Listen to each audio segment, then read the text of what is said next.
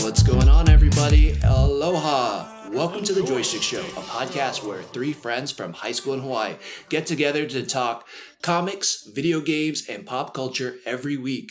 I am joined by my normal co-host. I say it so basically. I'm here with Drake. Hi. One person that we don't normally have with us, and it's about damn time that he's on a Spotlight episode with us. What's up, Scott? How's it? Yeah. Glad to be here. All right. You made it, finally. See, people, he's still part of the team. The internet was wondering. But we got a very special guest. Somebody who we've been corresponding on Reddit, and I was very impressed with all of his personal experience. Unprofessional experience, I should say. But he is a Tulsa-based filmmaker and digital media specialist. He has created a short film called Ribbon, which you can watch for free on YouTube. And he's also done documentaries. And recently, he started a podcast of his own with his friends called Cade Friends. Cade, how are you doing? I'm doing great. Thanks for having me. Yeah, absolutely, man. It's a pleasure. I was kind of in preparation for this. I was watching a lot of your videos. I started watching Ribbon. I didn't get to watch all of it, but it's pretty funny. Like, there's definitely some very funny comedic moments. But I want to take a step back before we kind of talk about what you're doing currently and what you've been doing currently. I want to just ask you, where did you get your inspiration in the first place to become a filmmaker? Yeah, I mean, I've always enjoyed films from a young age. My grandmother's the one who showed me films, and shared her love of films with me. Right on. And so, yeah, from a young age, and I mean, it was a variety of stuff. I mean, she, of course, shared Star Wars and like weird sci-fi things and monster movies. She also did that, and comedies. All right. Nice. So she had a really eclectic taste, and I think that has shaped the sort of variety of different things that I love. That's awesome. What did she play that like really stuck out to you, where you're like, oh my god, like I want to try to do something like that? Yeah, I mean, there's different things. I mean, I if I want to make stuff like, I mean, we watched a lot of comedy, so I watched a lot of like Steve Martin and Whoopi Goldberg. Blues Brothers is a big, which I probably shouldn't have been watching so young, but I love Blues Brothers. Yeah, just different odd things. I couldn't say what has had the biggest impact, because I've then found other films that I've enjoyed later and have been like, that's something interesting, but I don't know. Each sort of project's different that I pull from. I don't know. I mean, I would say I do love Star Wars. Star Wars was a big one, but I don't ever make anything remotely like that. Preaching to the choir, my man. Yep, I can agree with you there. And I love horror, and I haven't ever done horror at all either. So that's another one that I mean, there's so many big filmmakers now that have started in horror, right? Like even James Gunn now. I mean, shoot, I'm sure Sam Raimi's another one that just popped in my head. Yeah. All these guys are like have spread out into other genres, and they got their start in horror. And their careers have just blossomed. So yeah, man, I think that's probably, if you're up to it, that sounds like a pretty cool next step. Definitely. Yeah. Drake, you got something? Oh yes. So Cade, is there? I mean, you as a filmmaker. I mean, obviously you have directors and things that you look up to. But is there a certain filmmaker that you kind of adhere your style to or emulate more than others, and why? Yeah, each project, like I said, kind of goes to different things. There's different directors that I love, and sometimes the ones that I really like are different from what I do. Like I really do. I'm loving what Ari Aster's doing with Hereditary and Midsummer. Both of those were great. If I had to say, my style is probably somewhat similar to a Richard Linklater, if I can give myself that sort of praise. I mean but I do like the sort of comedic style of his films, or in the naturalistic style and character based things. Man, I'm just gonna shame myself right here. Can you give me one of his films? Because I am unfamiliar with the Linklater. I'm like, you're talking so highly of him. I'm like, yeah. Wait, who's that? I'm like, I'm just gonna throw it out there. Yeah, what's one of the films that people might know him from? So yeah, I mean he's done quite a few things. He did. People probably most know him from Dazed and Confused and that sort of. I don't know if you ever saw that. And then he later went on to. He does a lot of these indie things, but he directed some big one. Like he directed School of Rock with Jack Black. Oh, I love that movie. Yes. And I don't know if you ever saw Bernie. Bernie with Jack Black too. It's a dark comedy. It's like yes. He's a politician, right? Or he's like trying to become a politician. Oh, right on. Yeah. Or he's There's a funeral, I think, director or so. The story he murdered someone. That's what the story. Right, and he keeps him in the cooler. Yes. Right. I love that movie. But so it's. I mean, he does a lot of different. And then he's done some kind of smaller things like after Sunset or all these different there are these like kind of indie things that are these character based stories. But yeah, he kind of talks about he keeps the humor pretty much in most things, but then he kind of talks about grander sort of societal or problems with modern day America. I think that's sort of his wheelhouse. Sometimes he'll do some retro things. He sounds like he does stuff like us then. No, I mean, if we could be so lucky, I think it. We try to go down that route, but obviously, I'm totally kidding there. I wish we were like that, or we could encapsulate that, if you will. Scott, I know you got something up for him. Yes. So, I'm not sure how. Well, you said you like Star Wars, so it seems like you do like the sci-fi genre. If you could work on any like fantasy or sci-fi IP, and like you didn't have to think about the budget, like what do you think you would work on and why? Fantasy sci-fi. So I mean, I love sci-fi in general. I think that's I see more of those films than anything. Even though I could never turn down a Star Wars. If someone said make a Star Wars, I would make a Star Wars.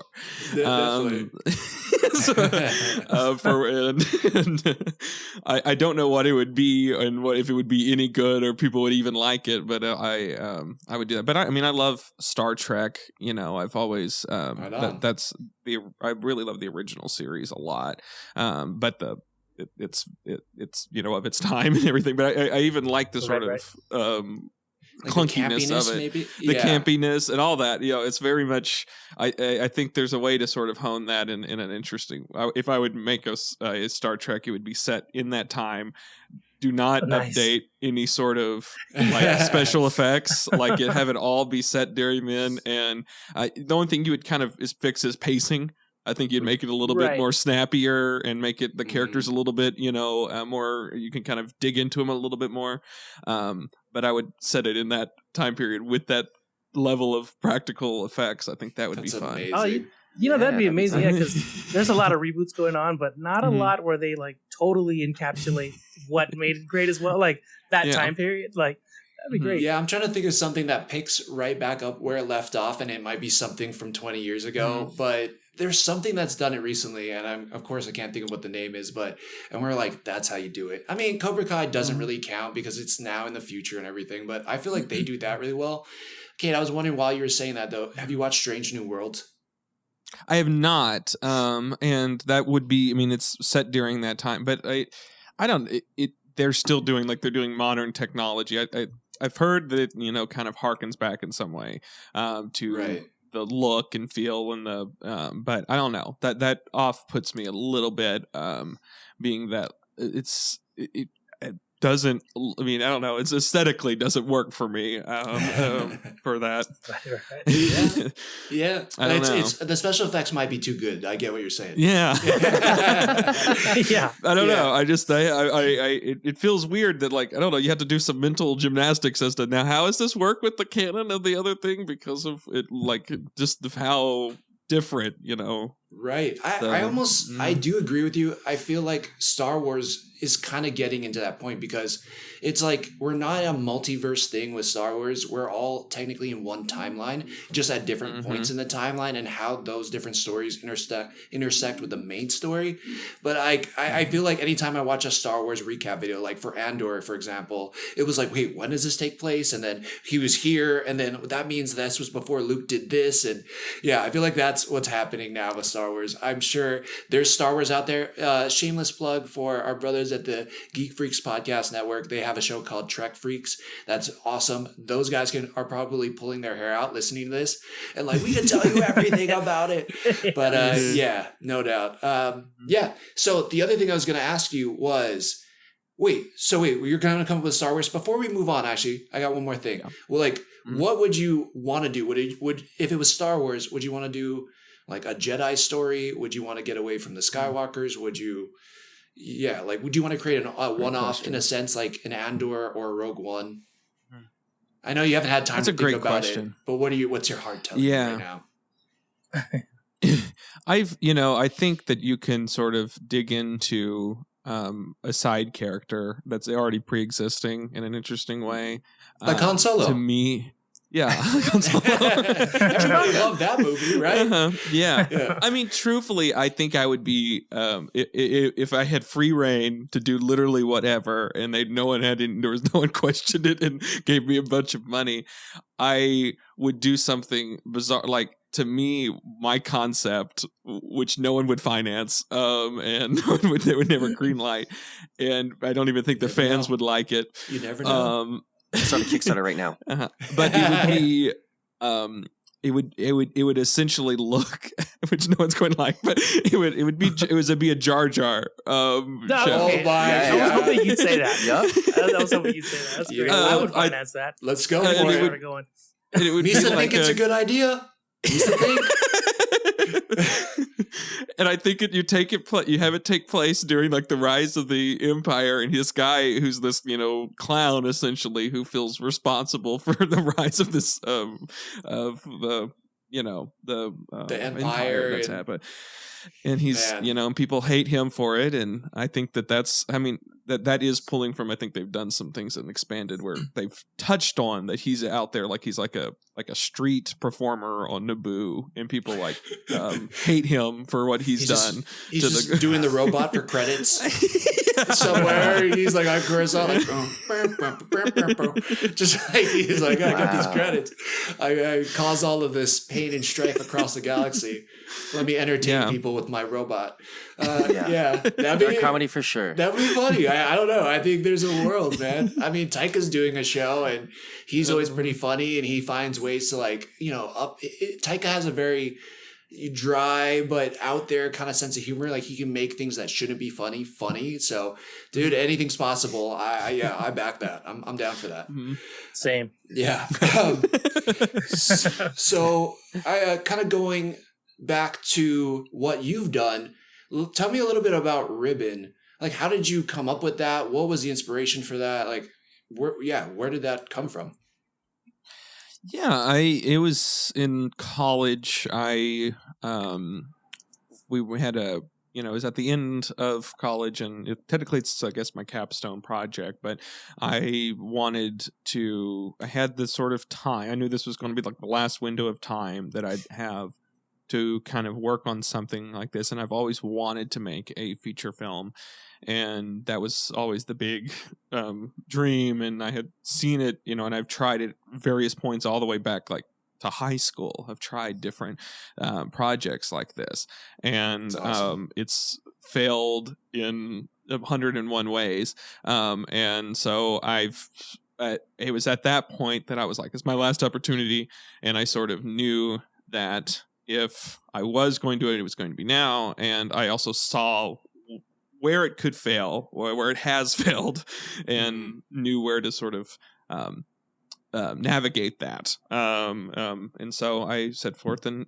wrote, it was the summer before senior year of college that I wrote the script. And it was supposed to be a short film. Technically it's it's a weird middle thing because it's an hour long. Right. Right. So it's yeah, I 60 saw minutes. it. I was like, it's kind of like you add another 25 minutes in there. I'm like, it's a full length film. I'm like, Yeah. Yeah. So it's to certain standards. I mean, it is considered a full length. I think the Academy breaks it off at 45, for anything over 45 and under. And some Wow. people say 60 minutes. So, but it's either way, it's kind of a weird middle thing that exists. That's, you know, I don't know. It's so it has a kind of a different structure than some things do. But seems like it's either a compressed feature where it's just streamlined a bit, or it's a short film where we explore more avenues and build it out. Right. Whichever way you want to look at it. But no, so the concept sort of came through what can be done. You know, I wanted to make something that can be done on a no budget whatsoever, you know. Yeah. So there's no budget for it, and so it's like, and with actors that I can pull from, and so in kind of riding towards some of their strengths, and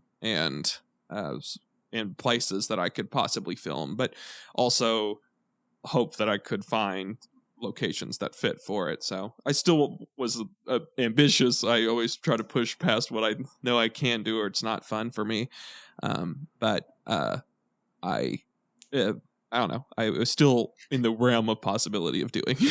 Yeah. I mean, and Yeah. you did it, man. You put it together. Mhm. Like I said, I didn't get to watch the whole thing, but Mhm. there's a lot of like really funny kind of intimate moments and interesting interactions and things that, you know, we all have weird workplace experiences. Like, did you pull from some of your life in writing this and you're like, this happened, like the funeral brisket? And Yeah, I was gonna ask about that, the funeral brisket. yeah, did someone come up to you one time at work was like, hey, this guy passed away, like, you want a brisket? Like, This food's we're gonna really throw it good. away.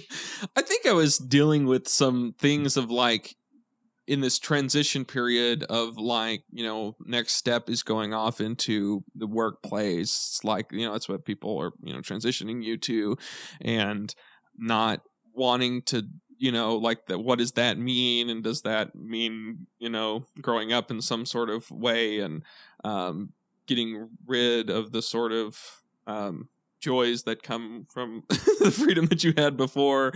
And so you have two characters that are essentially that are one that's going in and one who's been in there. And so it was almost like I feel like a communication between where I was at and where I was likely going to be, and sort of having that conversation with these two possible perspectives. Right. So yeah, which I do think I nailed, and some things I got wrong, but I don't know. I pulling from I think somewhere deep within subconscious I store these weird interactions and pull from them in some sort of way.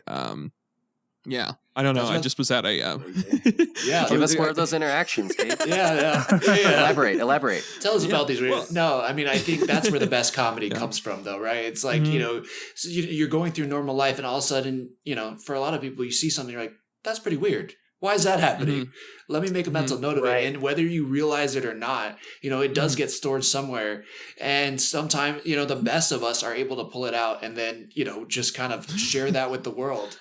Yeah, and make it I speak was to them. just at I don't know if it was like one thing that literally just happened that I'm like, and I'm storing that for a comedy bit or something later. Nice. I was at lunch with two friends, and we were, you know, somewhat busy or whatever. We were there and just talking and everything, and it turned to a really sort of serious note, and they were talking about some sort of serious problem, and in the background, the wait staff comes out and starts singing like "Happy Birthday" to this table next to us, and so you can't. This person's not wanting to pause the story because they're in the middle of this very important, you know, personal story, and you're having to act like you're completely in this moment, and there's just someone like "Happy Birthday," you know, they're doing like this whole "Happy Birthday" routine in just two tables next to you. Oh my And God. I was just and it was hard for me not to. I always constantly, I don't know. I guess people say say disassociate now or whatever, but like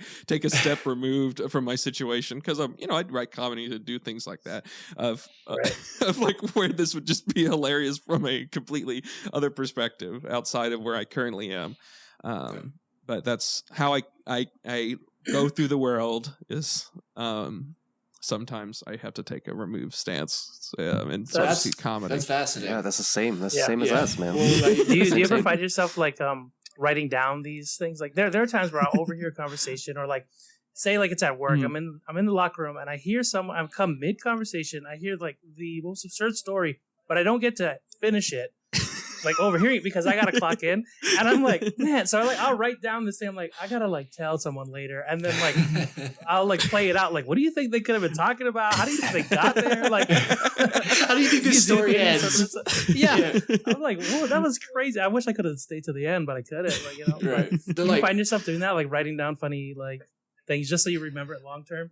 Yeah, I mean, so I don't end up writing things down, or like I sometimes write ideas down, but then it's like I feel weirdly nervous of like putting things out there, that because I feel like sometimes, I don't know, if you breathe it out in the world, things are taken, because then I'm like, oh, I said that, now I've seen it in things or whatever. And I see. I'm weird. Right. I'm weirdly superstitious about that sort of stuff, which is there's no basis of reality. So I have notes in my phone that looks like the rantings of like some lunatic, because I put it all in code that I in case someone someone finds it and it's in my head. And then like later, months later, I'm like, some of them like, okay, I know what that means, but then some of them are like acronyms and weird things, and I'm like,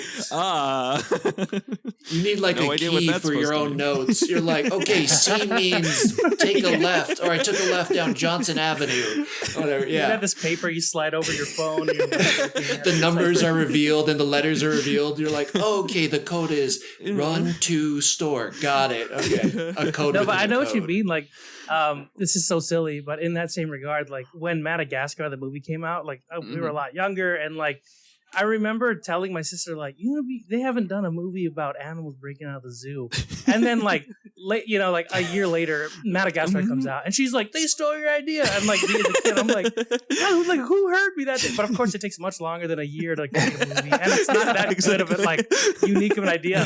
But yeah, I always think back to that. Like, so I can agree with you on that. Like, you're just kind of like keep your good thoughts like. Yeah, secret. Even to yourself, I guess. Ooh, that's a good thought. Ooh, don't say it out loud. I'll steal it from me. I'm writing this backwards. Yeah. Then you're like, well, I can't even read that. I don't even know what that means. Yeah, Drake, why don't you hit us with the next question? So you've done filmmaking. You have a background in kind of all of the above. So when you started your podcast, how did you come up with the premise for your pod? I mean, it's so kind of original, so niche. So take us through that thought process, that birth. Yeah. So you hear some people, they're like, oh, you'd be good at a podcasting thing. And I'm like, okay, I'll throw that on the back burner or whatever. That's nice, because no one told us that. We were like, we're going to do this. So, and here we are. Yeah. And so, I mean, and then I have, my best friend who's often the co-host on it. People are like, that's such an interesting sort of dynamic or whatever. And so I've thought about it for a few times, but I didn't want. You think you see how some things are done, and it's like and I'm like, I don't want to do that either, because I mean that doesn't seem interesting to me, or that that it's already been, or those people did an incredibly good job, and you're competing against other things, and it's just like, well, then that's the thing, and so I knew that I wanted it to be somewhat that something only I could do in this sort of situation, and what would be sort of the spin or whatever. Right. And it's, a lot of people, of course, have podcasts where they have their friends on. That's not a truth, but I try to. So, but not everybody has your friends. Exactly. That's the perspective.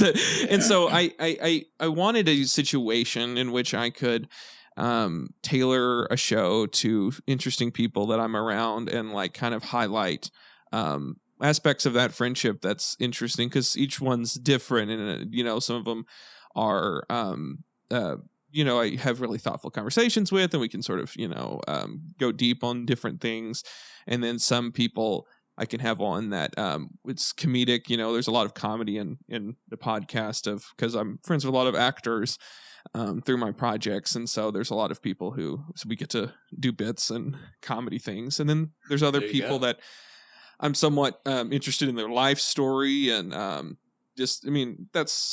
it's just a variety of things, but it's tailored to these people that I have in my life that for sadly aren't broadcasting themselves out to the world, so I get to take advantage of that and do that myself because I think they're interesting. That's awesome. And then some of them are creators in other ways, but I just wanted to highlight people that I found interesting and really have a good time because I realized I sorely missed, especially in the pandemic and just in general, in adulthood, having these long form talks with people in a situation. You have to kind of book people, and then people want to get out of it, or they have other things. But if you set a time and you're like, you're going to be on my podcast, block out 2 hours for the beginning part, and actually doing it, and I get to sort of be with these people that I enjoy and talk with them for some time. That's awesome. Yeah, it really is. I think we've talked about it before on the show. It's like, it's so hard to make friends as adults. Like, as a kid, you're in school and then you're like, oh, you like throwing rocks? Yeah, you like throwing rocks? Yeah, okay, let's be best friends. Yay! It's that simple sometimes, but as adults, you need to find common interests in all these things. And it's very challenging. And you're right, during the pandemic, this is kind of how this whole thing started was, we were meeting up every week and, we just wanted to record our conversations. I didn't think anybody would listen. It's not like a lot of people are listening now, but, a few more.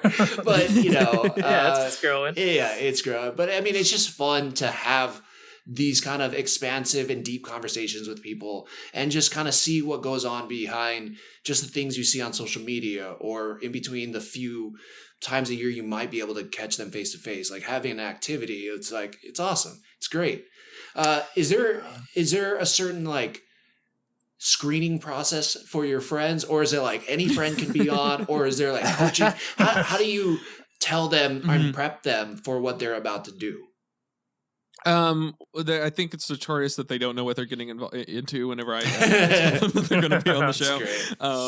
And so it's prepared, they want to know how they're being presented. And because I'm their friend, I get to tell them, no, you're not going to. This is all going to be a surprise. Yeah, I'm going to make you look like complete shit. All right. But we're friends. So it is what it is, buddy. But no, so the screening process that I had to be someone I find interesting and everything, and that that they're available to do it, and that and also I don't know. I do have a weird line of are they where are they? Does it seem weird? Because it does somewhat seem weird to call some people friends in some sort of setting. I've always been a little odd about that, and now I have a podcast where I'm publicly endorsing the fact that these people are declaring that these are my, and then other people who haven't been on it. It does cause some sort of weird in my head friction of being oh, am I discounting other people I know in my life and not calling them my friends if I don't invite them? And I'm also weirdly conscious now of when people call me their friend, and if it's are they trying to be on the podcast? I'm or are they just, or people always said this to me. So it's caused this weird sort of mental thing that I have to walk through, because someone said called me their friend, and I'm and they haven't been on the podcast yet, and I'm oh, and I would love to have them on, but it was just a weird realization. I don't know if I'm just more hyper aware of the word friend now. That's a podcast. Yeah, you're did I mess up the definition of the word friend for myself? Because I don't know if I would call us that, but you used it in a sentence, so now I guess we're friends. All right, cool. Yeah. But I don't know, but and like but I do think one of the aspects that I do wish I had is similar kind of what you guys have here with this is I don't get to talk to strangers too much because I've put myself in a box there that I do feel like sometimes like I wish I could have complete strangers on, but it does seem like that would mess up the what it is. Okay, Yeah. we never have stranger on. We only have friends. Yeah. Okay? We only have friends on the show. Okay. Yeah. But no, that's awesome. Yeah, and it's like it's just cool because you get to have these awesome conversations. I'm sure you're gonna meet more friends, and there's gonna be more people who love what you're doing, and kind of want to go on this ride with you. And yeah, man, it's kind of crazy already. It seems like it's growing. You guys have had like 18 episodes, I believe now. You have it come out how often? It's like every other week? Yeah, it's every other week. We put it out every other Wednesday. It's currently on like a little winter break. So the next one, I think it actually be out this Wednesday. I don't know when this is going out or whatever, but but it might be out. I don't know whenever this is out. I don't. Who knows? But we're doing a sort of look on the first season because we did the first last year was the first season and look back at sort of that. Alex and we're going to just kind of look back at what we've done. It's just kind of almost like a clip show. We look through the TikToks or whatever that we've had before, because we put out little clips that way, and kind of talk about what worked, what didn't, kind of be a little introspective of what we're in preview what we're doing because we've already working on the season that's coming out. You guys this are year. Treating it really serious. That's good. Yeah, that's professional, man. I appreciate and in regards to like bringing strangers on, you can like maybe add a question mark to the end of Friends, and then by the end of the episode, you just decide right there on the show you were not a friend or you are a friend. Exit now. No, that's funny. Stay forever. Still a stranger. Thanks for joining us. Welcome, friends. You just like lift it up at the end. Friend? You're gonna have to earn it. Yeah. We'll see how this episode goes, friend. But that's great. What if somebody, like, for all of our listeners out there, if you wanted to direct them towards one of your best episodes, if I could use that term, what episode do you think you would send them to? Yeah, definitely. I mean, we find I think a rhythm on 5 forward. So I wouldn't go in before that. We found our rhythm at episode 50. So good job. Yeah. No, I have to say you guys had a really good first episode because it really felt like like kind of like what we try and capture, like just two really good friends having a funny conversation.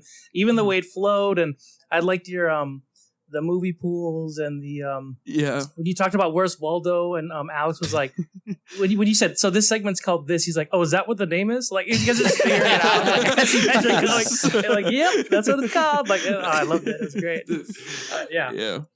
No, that especially in comparison to our first episode.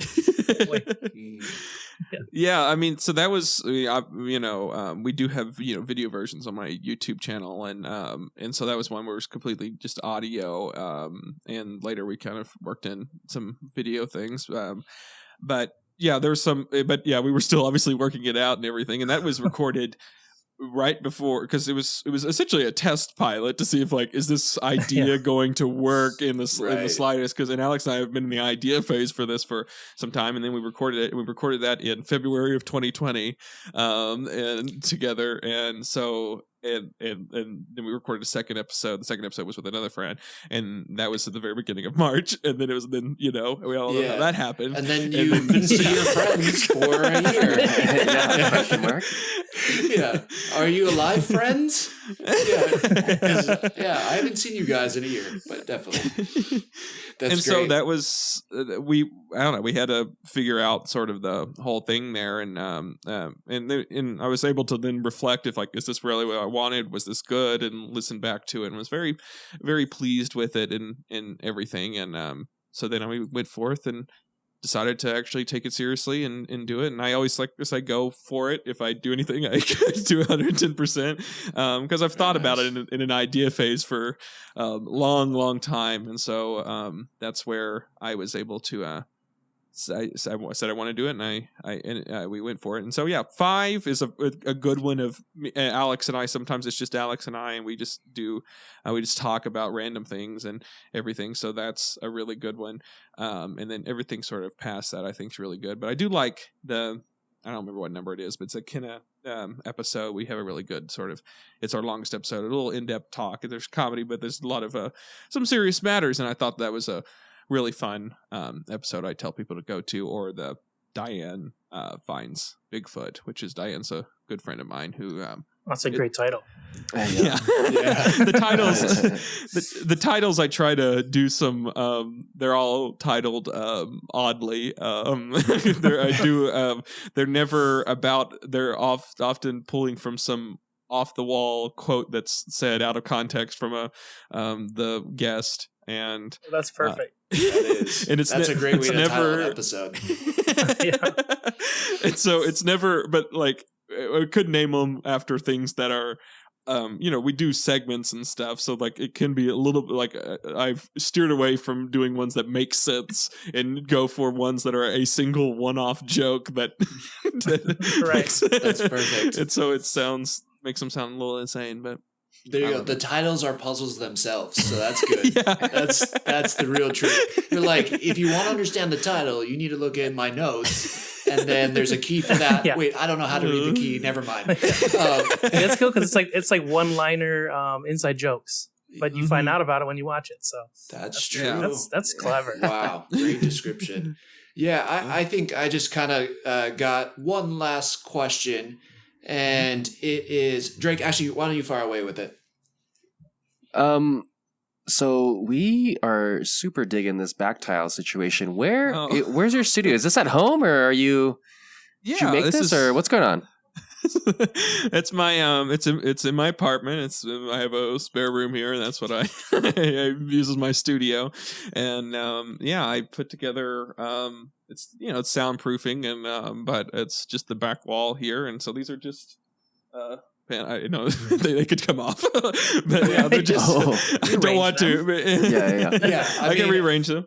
Everybody out there, you got to go see Cade's YouTube so you can see the background. But I'm like, it's just so cool. Like, I don't know if groovy is like a word that you would appreciate, but it kind of is, and it's like hexagonal shapes all stacked on each other with like a black stripe, then an orange stripe, I believe, then a white stripe, and it's just cool that it's very captivating. It's a pretty badass background. It's like a milk snake in the back there. It's like a milk snake. Yeah. You know what I'm talking about? If red touches black. Yeah, dude. Okay. All right. Yeah. Oh. Yeah. I actually do know what you're talking about now. Yeah, you know what I'm talking about, right? We'll put a picture in the show notes. We'll put a link to a picture in the show notes or something. We're gonna put our own puzzle on our Instagram of just a milk snake, no context, be like spotlight coming. People have we're stealing your idea, Cade. All right, here's where we're going. Our ideas are gonna, our titles are gonna be inside jokes as well. Yeah, but no. But man, I do want to. Can I mention something? Absolutely. Okay. So one of the other things that I do. So I have a I might be interested of fans of your show and everything is that I do have I have Cade Friends movie or podcast. Then I do have a movie review podcast that I also do. Yeah, and it's called Double Feature Movie Club, and it's weekly. And it's Diane and I. Diane Sawyer is. Diane Sawyer. Yeah, it's me and Diane Sawyer. Yes. No, I'm just kidding. You're friend Diane. No, I got you. Yeah. Diane Lane. Yeah. Yeah, Diane. Yeah. Diane, she's someone I met volunteering once, and she's a baby boomer, so we get to have a different sort of perspective of things and everything. But we both love film a lot, and she's a more casual film goer, and I of course, make some indie things here and there, as you know. And so we have my friend, filmmaker. Yeah. And so we go and we talk about 2 films weekly. It's currently on its winter break, but it's coming back in February real soon. And so that's where we just sit and talk movies on Sunday nights, and then it's later it's live streamed on my YouTube channel, and then later released as a podcast if people prefer it that way. But Yeah. So some people know either one versus the other. They're kind of different audiences and everything. But yeah, I just wanted to mention that as like since I know a lot of your viewers do love films, but so we get on there and we talk films.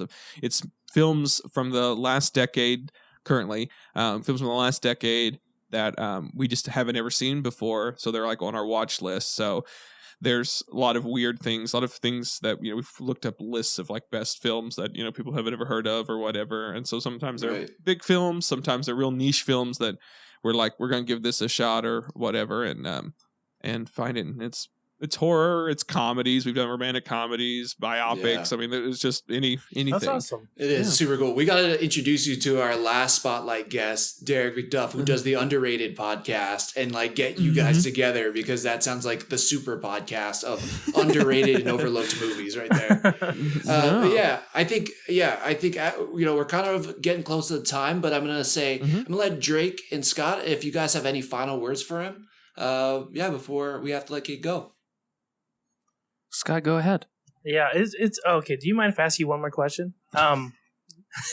You can keep it short if you want. It's actually No. You can say no.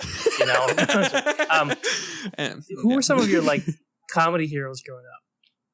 Comedy heroes? Yeah, I mean, I've said before, I love Steve Martin. Steve Martin is so great, and he was a writer in a lot of ways, and then his performances were really great and out there, so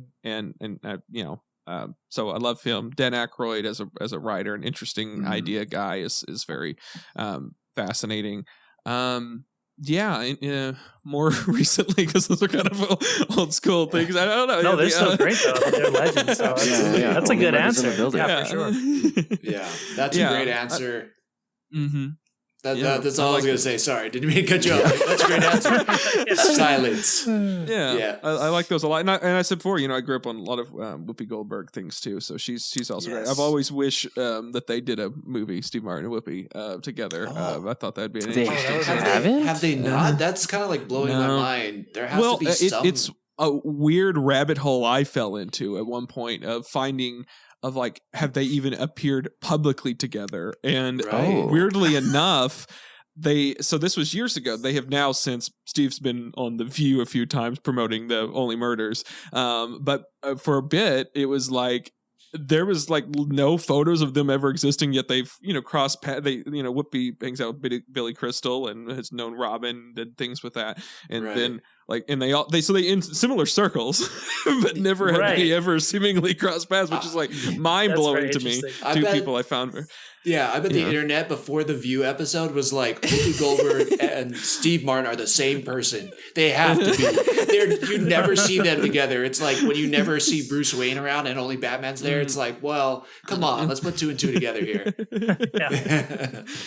I thought they maybe weirdly hated each other or something, but so that was my theory for a bit. But they've since appeared. And even so, they're kind of somewhat cordial to each other, and they, and they're, it's weird that they'd be so massive at similar points in their career, timeline wise. Yeah, and just a weird little puzzle life.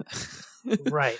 You're like, you think a movie would overlap somewhere. Yeah. It'd be funny if they did like the immense weight of being an actor, but then them two, and then them actually not seeing each other and then seeing each other in the movie. You know what I'm saying? Yeah.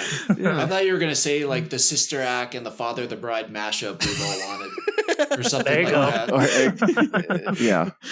The Amigo and the Amiga. There you go. Yeah, love it, sister. Sorry, go for it, Drake. Oh no, Cade. After obviously having spent time with you, it seems like, you're not only are you one of us in terms of just being a podcaster, being super hilarious, but you're the way that you think, I think is kind of, we're all on the same page. So my kind of way to get to know you a little bit better is through like hypotheticals, because sometimes we come up with these crazy premises and just to see how you would work through it. So this is kind of like, how would you make this premise pop?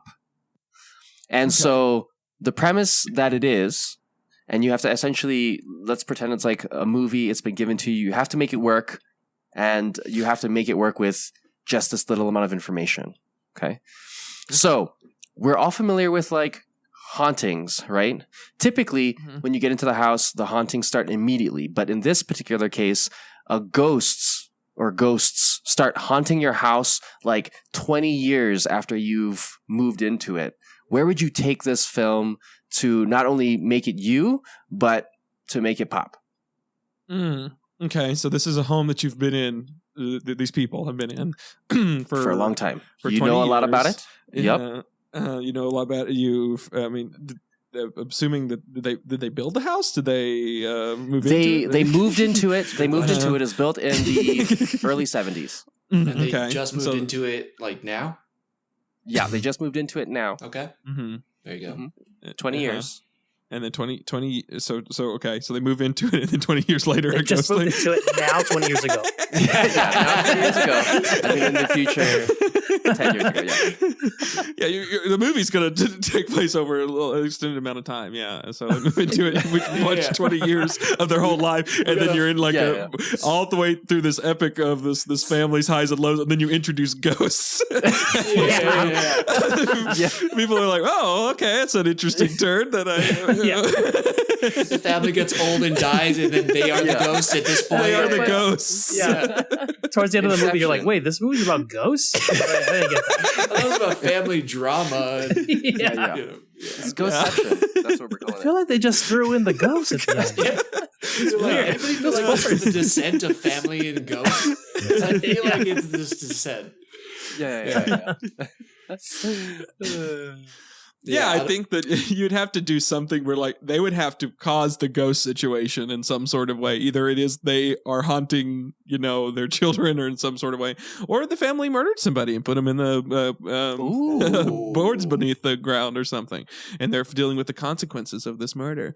And that's through this ghost that they've got. The families, I don't know. I guess they all are part of it. I don't know. Damn, that's a great answer. Actually, that sounds pretty good. Actually, that works for me. Like I'll buy that. Cold case. Yeah. Yeah. Very nice. Well, before we let you go, where can people find you? Where can they find your stuff? Yeah, the easiest place if people like YouTube is on YouTube, youtube.com/Cade Thomas, or just search Cade Thomas. That's where everything I make's on there. Video versions of the podcasts and films and documentaries and everything I work on. Awesome. Recently, I did a cookie cutter documentary about the history of cookie cutters, so that's on there. I feel like it's going to be a hilarious documentary because you were like laughing as you were like saying it. I'm like, oh my god, I can't wait to watch this. I mean, it's kind of it's a little bit more sentimental than some of the other stuff I do. It's kind of a little earnest, but there are some really kind of humorous parts of I try to keep some of that in there. But yeah, nearby in Joplin, Missouri, is the National Cookie Cutter Historical Museum, which is it's a little niche museum that we discovered and interviewed people that were involved in these cookie cutters and about the history of this unique thing that's fascinating. I found it very fascinating. So that was the last big project I worked on film wise, and I released it on January 1st this year. So very that's cool. Out there if that sounds interesting to you. That does sound interesting. I love cookies. I love cutting. Exactly. Oh my god, the cookies. So dark. Sorry. It's the next premise. That movie with the ghost. He's like, hey, you're gonna make that movie with the ghost? Like, I want to play the dad. I can play the son. Yeah, I can cut things. Cut for cookies. I cut for cookies. Hashtag cut for cookies. Right on. Any other social media you want to plug before we let you go? Sorry, thank you. That's right. That's where I was at.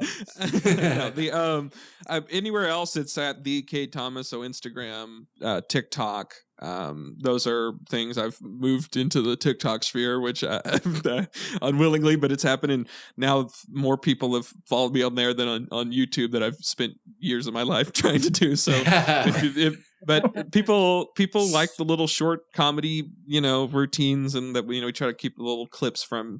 Typically it's just Cade Friends, but some of my other projects, we format them in little short, like 1 minute little bites. And so that's another way of consuming the content that I create. So you can check that out there too at the Cade Thomas on TikTok or Instagram. That's awesome. Perfect. Yeah. Mhm. And if you like Well- podcasts, Cade Friends, I mean it's where you would search it. If that is how you consume podcasts, that's on everywhere you listen to it. Cade Friends, Double Feature Movie Club. Those are the two ones that you can search and everything. Rated Absolutely. 5 stars and everything. Yep. Oh, yeah. There you go. Yes, there you go. Good call to action, man. That's a professional right there, people. Yeah, it But is. yes, definitely. We will add that in the show notes. Cade, thank you so much for your time. We really appreciate you coming on. You've had this like such crazy and amazing professional experience, and getting to hear the inspiration behind all of this experience and what you've created is really, really cool. Hey, we ask everybody to do this before you go. Would you just tell everybody goodbye and say thanks for sticking it with us? Okay. Thanks for sticking it with us. All that right. Yeah, That's great, That's man. the hottest one. Yeah. Yep. All right. Hello, everybody. Thanks. We'll see you later. The JoySchtick Show.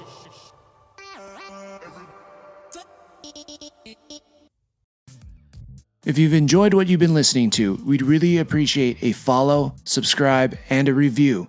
Just how we like chatting with our friends, please share this with yours. Feel free to join the squad and follow us at JoySchtick.Show, JoySchtick Show on Twitter and Instagram, or anywhere you listen to podcasts. And if you feel like submitting topics or questions to be discussed on future episodes, you can email us at JoySchtick.Show@gmail.com. As always, thank you, peace out, and make it a great rest of your week.